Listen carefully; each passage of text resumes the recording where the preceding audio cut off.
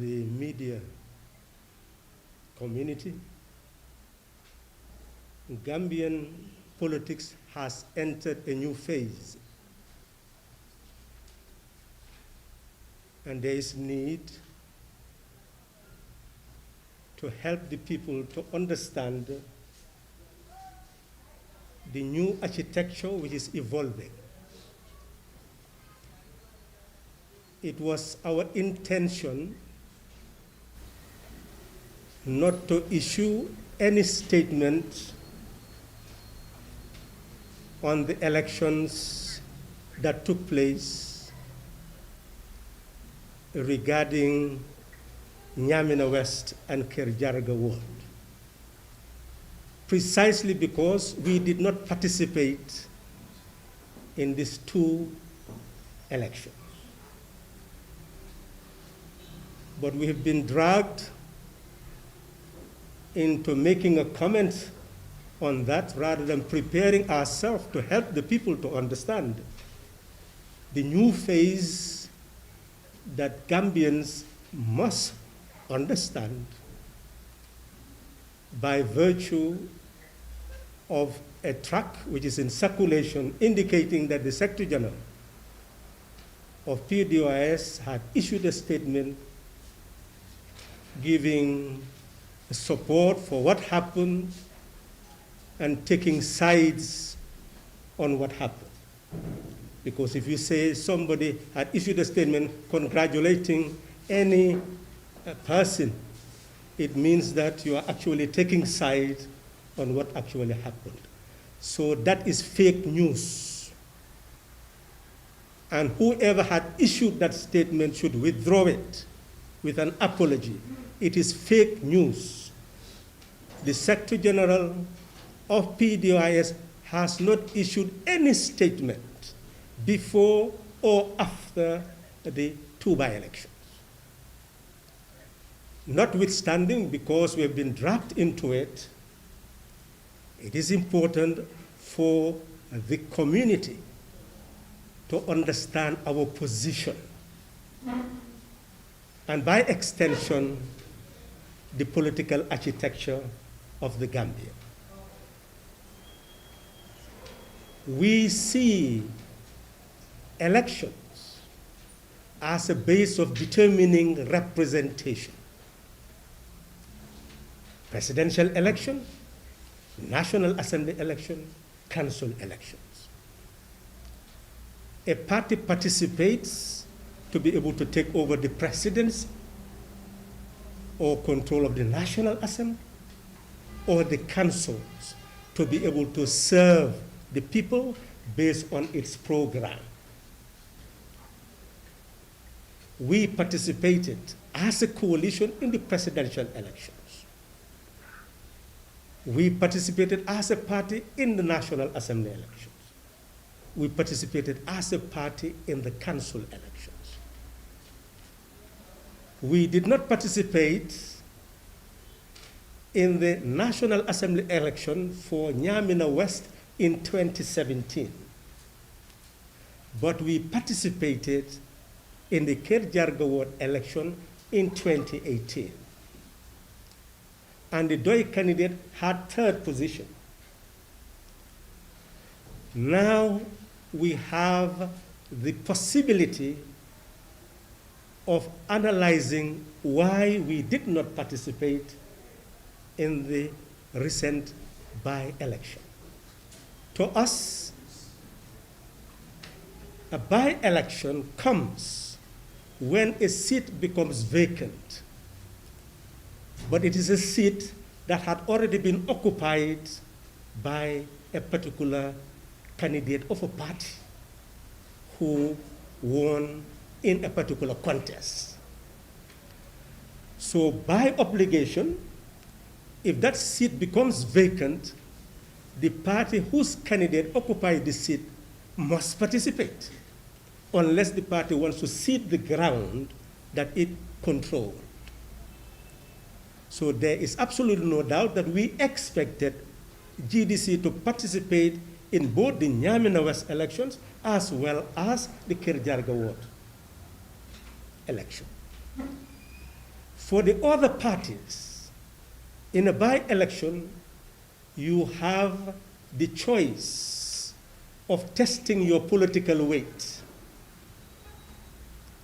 Either you contest to take the seat, showing your political weight that now you have in fact exceeded the bounds which confined you to a loss in a seat, loss of a seat, or that you are just entering the political climate and you want to test your strength.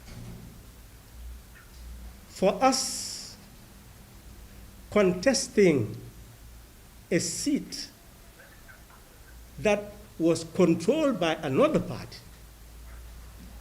when we have 2021 just coming, and that we are working in those constituencies or ward to build up the political weight of the party, we can only participate when we believe that we have made sufficient ground. As far as though is concerned, this is a period of building its support base. It's not a period of testing its weight. So DOI did not participate in this by-election because it wants to test its weight after it has reached its zenith in its engagement and mobilization of the people. So we saw no wisdom in participating in these by-elections when we are building our ground all over the country to build the political weight of the party. Now, it is important then to move to the next phase. What is the current political architecture? And how did it come into being? And why we are, in fact, absolved? Because what is happening now should not, in fact, be happening. If our original agenda of coming together as political parties to form a coalition to effect a change, if that original agenda was actually adhered to, we will not be where we are today. Where are we? And what was the original agenda? We came together because before that time, for 52 years, Gambia had never changed through the ballot box.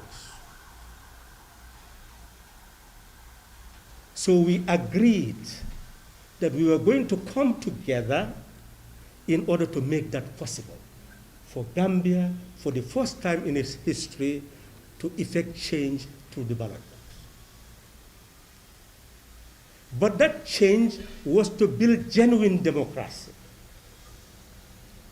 And genuine democracy requires a level ground for multi-party contest. So consequently, we built an architecture for level ground for contests in elections. We agreed that the person who will stand as a presidential candidate for the coalition will resign from his party, so that we will no longer be considering political parties during a transitional phase. We also agreed that that person will only be there for 3 years. And after the 3 years, we will go back to an election where the person will not participate. Do you know why? Because the problems of elections everywhere on the African continent and elsewhere is the power of incumbency. And we wanted to cut the umbilical cord of that power linked to the people. And therefore, we saw that if we have a voluntary term set by that candidate of the coalition, and at the same time remove the whole coalition agenda from any partisan consideration, then we will be able to work together to craft a constitution, craft the institutions of the state, change the mindset of the Gambian people, and you, the media fraternity, will have assisted this coalition to be able to show the Gambian people that it was not through the barrel of the gun that they changed a regime that was entrenched with might and money, but they were capable of removing that government through their votes, through their power.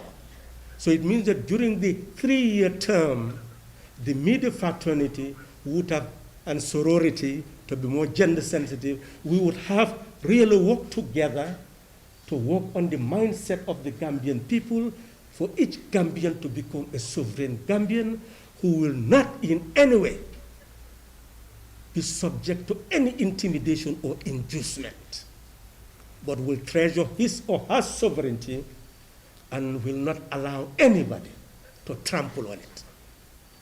That was the objective. That meant that after the presidential elections, all those who would want to be coalition National Assembly members will do the same thing as the president. All will become independent National Assembly members. Then we will work there, knowing the coalition program of constitutional reform, institutional reform, then we will all work together to build that new country that all Gambians will take as their property.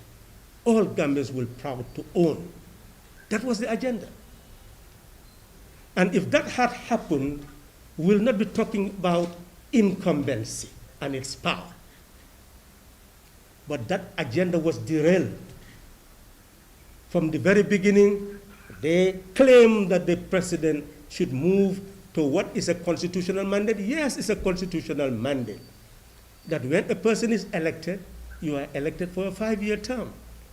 So that is an acquired right. You cannot abrogate that right. Any attempt to do so means that you are overthrowing a government. But if you decide to reduce your term voluntarily through resignation, that is also very constitutional and lawful and very noble. And that is what was anticipated, and Gambia would have been the darling of the world, an example in the world. But others felt that the president should continue 5 years, and that continued until crisis in the cabinet. And eventually, that same president decided to establish a party. And that is the reality, that is the architecture of the current Gambian situation, where you have an incumbent with a political party contesting elections. So all the myths should now disappear for any political party to think that you have the authority that you had yesterday. Each must realize that this is a new situation requiring a new crafting of strategies and tactics regarding how it is to be handled. For though we are convinced that democracy survives not by the decision of leaders, it survives by the decision of people. That our duty is to help the people to realize their power, control it, and know how to entrust that power based on their concept in their enlightened interests. That what all of us ought to do is to move away from the politics of patronage, from the politics of insults, from the politics of personality. We must realize that politics is about the lives of the Gambian people. what policies, what programs, what projects are we going to craft and implement to be able to eradicate poverty and enhance liberty? That is what politics is all about. So starting from today, what we wish to convey to you is that we are determined as ever before to engage the Gambian population, to move them away from the politics that divides them and move them towards convergence, where they should engage in dialogue and debate on the policies of the political parties and try to convince each other who to support in order to address their needs and aspirations. If we do that, we will have a country united, even if there is diversity, but a diversity that can lead to convergence through debate and dialogue towards enhancing our mindset, changing it if need be, consolidating if need be, depending on the mindset that we have. What happened in the two by-elections is precisely what happened in 2016. And that shows that we are at least building up an electoral structure that can serve us. In 2016, there was counting on the spot. And we all knew the results before they were declared. Even though there was an error in the declaration. But even then, President Jammeh knew the results, and we knew the results. And he knew that he lost. And that's why he conceded. And that is why even during the impasse, we were so convinced of our victory that we could continue to cling on to that victory to transform it into legitimacy to govern. And eventually, it is that legitimate authority derived from the people that led to the transfer, peaceful transfer of power. You can also see that during the vice election, you don't hear too many disputes. No election petitions, because the counting on the spot did indicate who really won. But how the campaign was conducted, what was done, well, it shows you that, well, you're still going back to the politics of inducement. And you can hear the campaign, the messages. Well, is that the type of politics we want for 2021? That is left for you to decide. But looking at the results, we could see that out of the 5,000 plus registered voters, 2,000 plus in Kerjarga participated, and therefore what we counted as people who did not participate, either they are no longer alive, or they have traveled, or they simply did not participate, the number was more than what the person had who was considered to be the winner. And a similar situation exists in the Nyamina West. So what is very evident is that in all these constituencies or wards, a lot of work has to be done by the political parties to truly seek the mandate of the people, that not everything is lost, not everything is won. We are still in a transition in determining what will happen in 2021. Let's move with grace, good faith, and real politics of decency. Ultimately, we will achieve an aim that will set Gambia as an example in the world, as we brought the change in 2016 with grace and we became an example in the world, even if afterwards we have not achieved the aim for which we set the coalition. Thank you very much. If you have any question, state your media house and. Yes, good afternoon. Good evening. I am Aisha from Gambian Talents TV. Honorable, a lot of Gambians appreciate your political attitude and mind in the Gambian politics, but argue that your party, PDOIS, is too political or too old political minded. And the population of the Gambian populace rather, consists more of young people than old people. So what is DOI doing differently to gain the heart of the young people? And a follow-up to that, you made mention in your statement that DOI is more determined more than ever before. So do PDOIS have the hope of occupying the State House in 2021? Thank you. Well, I think this question should be answered by the journalists themselves by finding out how many candidates. We had 22 candidates in the National Assembly elections in 2017. How many of them were above 50? So clearly, young people are standing for DOI. But the question is the party is too old-minded. Yes, and now I'm beginning to understand what you understand by old. But the question is, what is old-minded? It is DOI that brought about the sovereignty of the people. It is DOI that is helping the Gambian nation to understand what a constitution is, what a republic is. Is that all-minded? People are yet to even become part of nations. They still belong to ethnic groups, religious groups.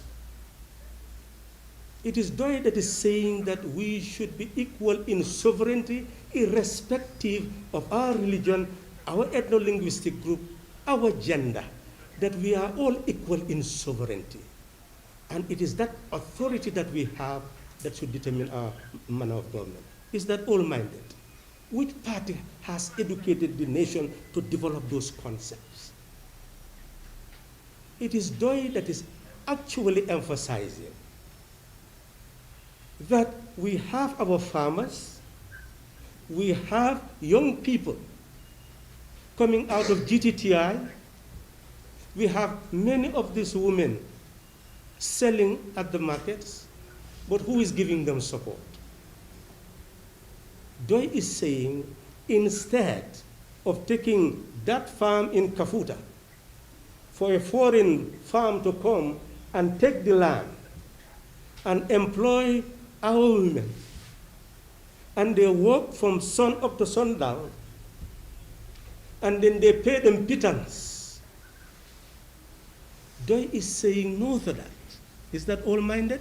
We are saying we should have a cooperative bank that will give those women the seed, fertilizer, and farming implement to work on that farm, sell it, and that comes back to them as their property, as their wealth, to eradicate their poverty.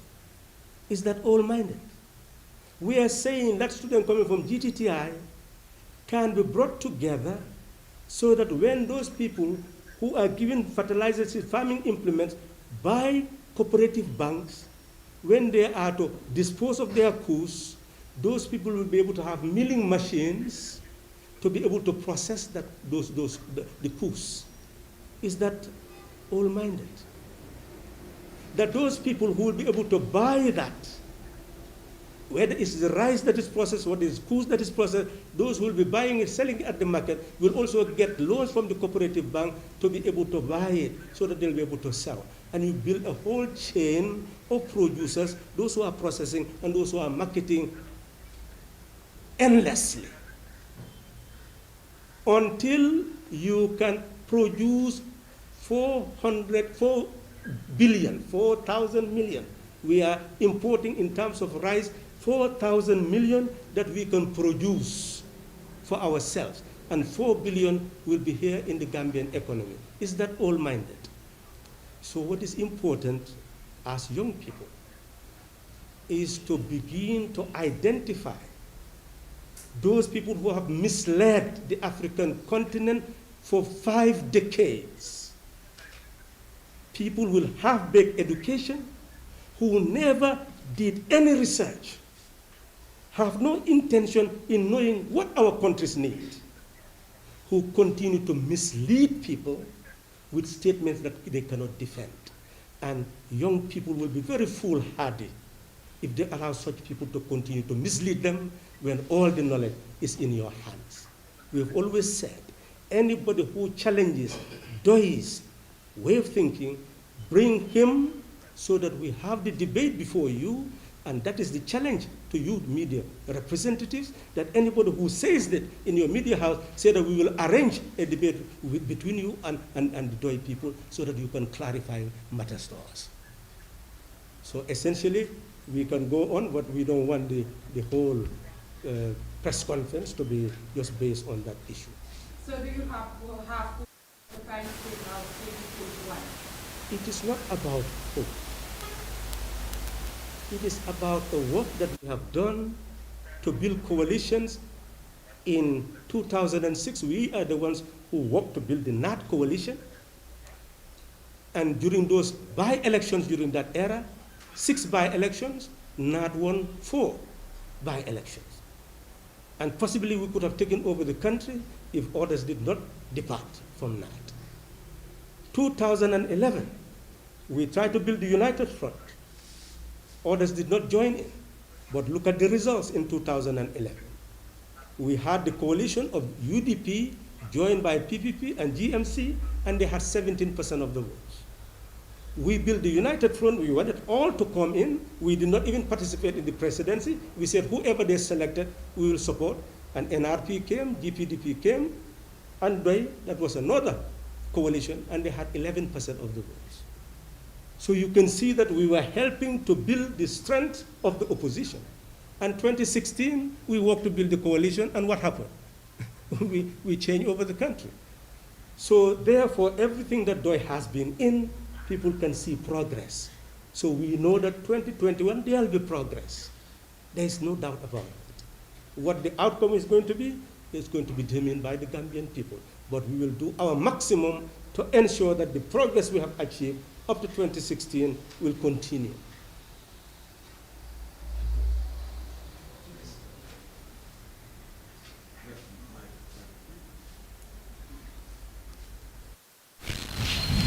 Good afternoon. I'm of Africa TV. You've compared the Nyamina and that of Kerjarga by elections to coalition 2016. But then you said there was a kind of inducement, if I could get you well. Could you elaborate more on that inducement? You mean the motivational influence or what? Could you please elaborate more on? I think you should take my statement very clearly. I'm simply saying that incumbency 2016 coalition agenda was to put an end to incumbency in politics, meaning that the president served for 3 years and is gone. No parties will build up any base during the 3 years. We will build the mindset of a nation. We'll build a nation. One Gambia, one nation, one people. So that there will be level ground for multi-party contests. All the parties will work together in the National Assembly as well as the executive to be able to deliver what the Gambian people expected. So the person who is the incumbent will not participate in the next following election, but will ensure that there is a level ground for multi-party contest. That would have put an end to incumbency. That's what we are emphasizing. We are saying that that has not happened. So therefore, the power of incumbency is still there. How it manifests itself, I think all of you should go and investigate and find out what actually happened in all these constituencies. For us, we observe it at a distance. With all the fanfare and all the languages that they were using, I think all the Gambian people know exactly what was going on. My second question is, you've talked about Gambia being in a crisis. Could you also elaborate more on that? I don't understand what you said. You said those who talked about 5 years are the people that brought all this? You know, you agreed I on have 3 not- years. I have not You, made any. you said you agreed on 3 years as a coalition. But then others let us say 5 years. And he said that was what brought this crisis. So I don't know. Well, I think you've decided to draw your own lessons. I from what I've don't. said. I don't. That What was I've said is very clear. I'm saying okay. the agenda was 3 years to put an end to incumbency. That was the agenda. But eventually, they moved, cabinet itself moved away from that agenda of 3 years and gave the president 5 years. And that became a campaign of 5 years. Then you have already eradicated the whole concept of eradicating incumbency. So that was what we were talking about as the crisis.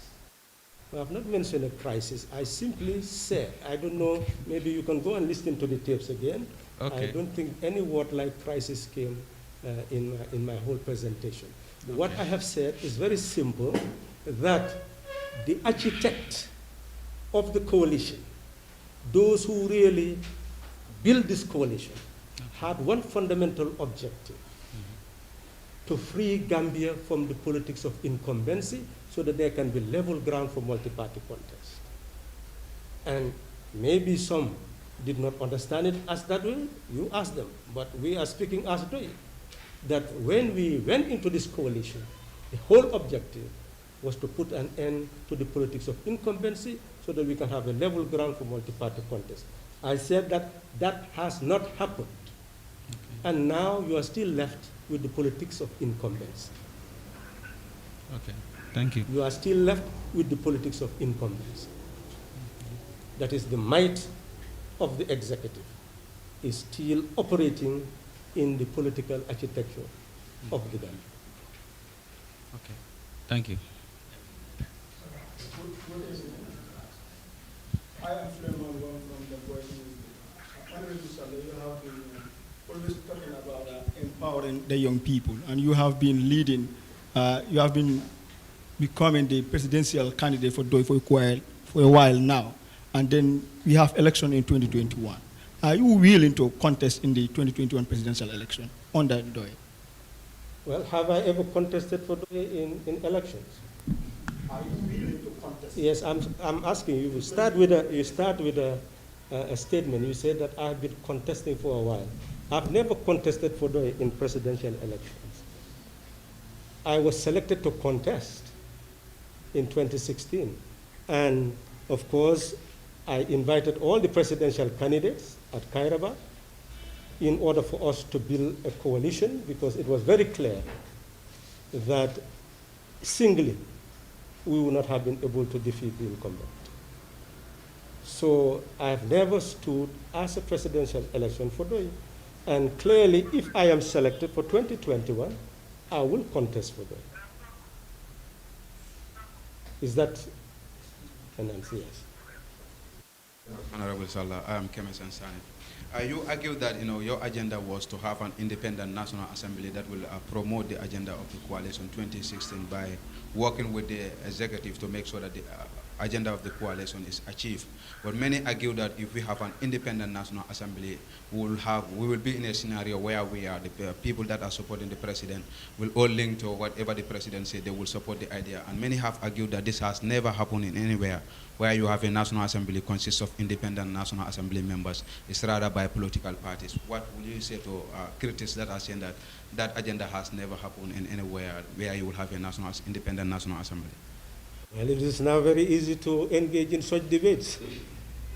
But when ex-President Jammeh was there in the State House, and we called the presidential candidates to decide to form a coalition, and we called the parties also to decide to form a coalition, some were saying you've never had a primary or convention of different political parties. That was the thinking, wasn't it?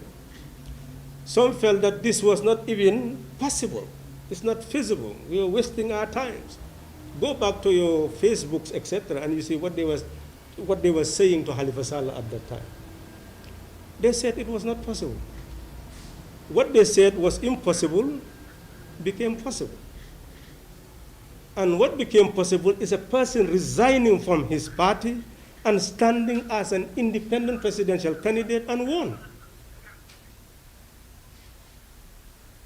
Now, if a person resigns from his party and becomes an independent presidential candidate and won, what prevents another person resigning and become an independent National Assembly member? A good example is even now, after some people have been sent out of their parties, they are now independent National Assembly members in the National Assembly. It's like history is absolving us as we go.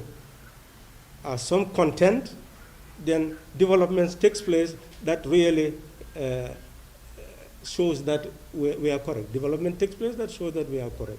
So the idea is that we had an intention. And if you had independent National Assembly members who were selected for the sole purpose of serving the coalition agenda, those people will not even be thinking about a president. They'll be thinking about the coalition. The central gravity of power will not be in the executive. It will be in the coalition. And people will know that we have an agenda to implement. And as a result, everybody will have to conform to that agenda.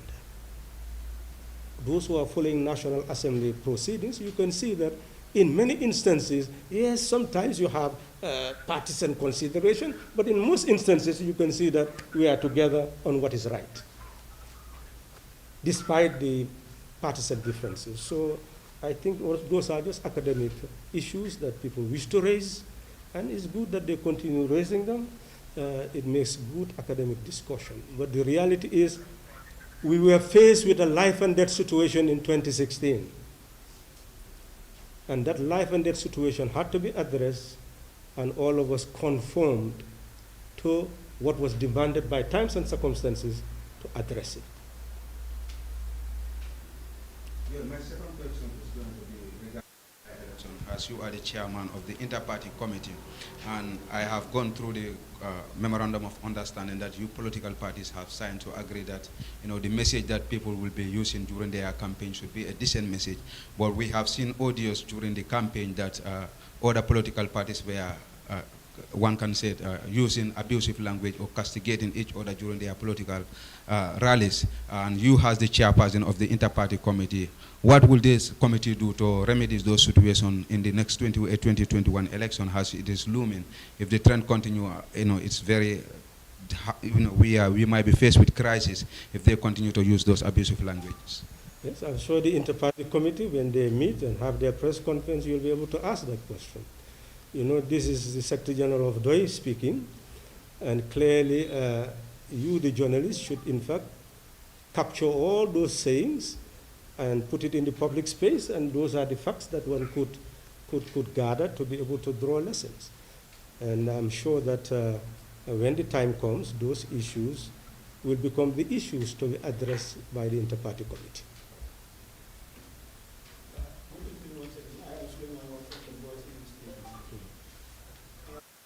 According to election observers, that is a civil society organization led by ONEP, the election, during the election at Nyamina West constituency, so many government officials, senior officials were present, public servant officials for that matter were present. According to them, that could have induced the electorate to vote for the NPP rather than the GDC. As a politician, what is your reaction to that? Secondly, 2021 presidential election is approaching, and according to political analysis, one political party cannot win election in the Gambia here in the next 10 to 20 years. Is DOI willing to have alliance with other political parties? Well, number one, you talk about what the observations. I think those observations will be observations that the political parties will take into consideration. All of us will need to go to the drawing board to learn the lessons that came out of Nyamina and Kerjarga, based on all the findings made by the different independent political monitors. And through that, we should be able to come up with a blueprint as to how to handle those issues. So we'll take what you've said based on what you've said. I've not read the one report yet, But I am sure we'll get all those reports as part of the political system that we are trying to build up, a political system of consultation among the political parties. You've also drawn a hypothesis that one party cannot actually win. Well, essentially, what you see in politics sometimes is political alliances based on equal parties. Sometimes one party will drag many parties to support it so that they will no longer have any clout. We've seen every form of alliance in this country. So what is important is to prepare the ground for a change that will be a change of a system. That is what is important. Rather than the arithmetic of party A, party B joining together to fight party C, that may not be the equation that would work. So maybe there will be new equations of how unity will be built, but what form of unity? Is it just unity for regime change? You move one president, put another president in office? Is that what really what Gambians should wish for? Or do we want to move now to a change that will address the needs and aspirations of the people? So it's really left to the Gambian people. If there are political forces with the programs that can address their needs and aspirations, and they are convinced that this will address their needs and aspirations, of course they can make the party to win. So it all depends. And it also depends on the political system we're going to have. Are we going to have second round of voting, or will we not move into that direction? Because all those are issues. So what type of political formation, I don't think we can determine now. We can hypothesize now.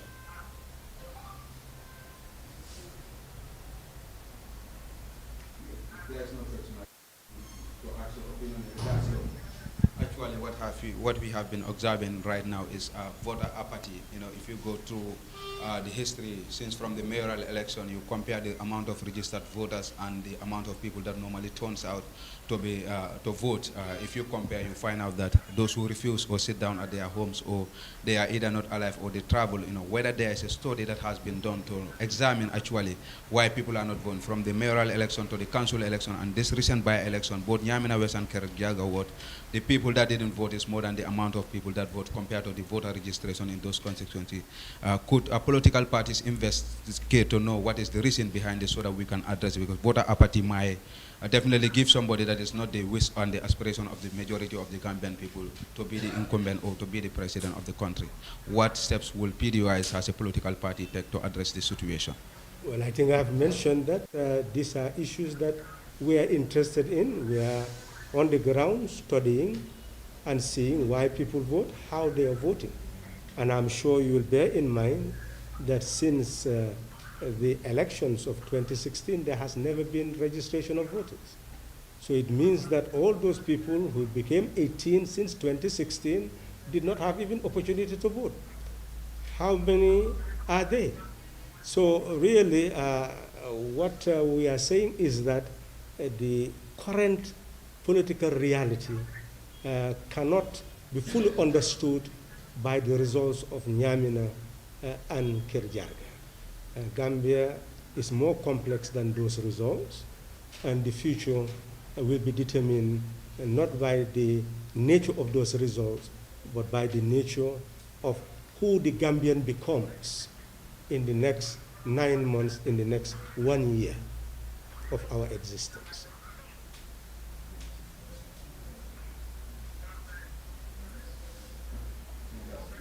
Thank you very much.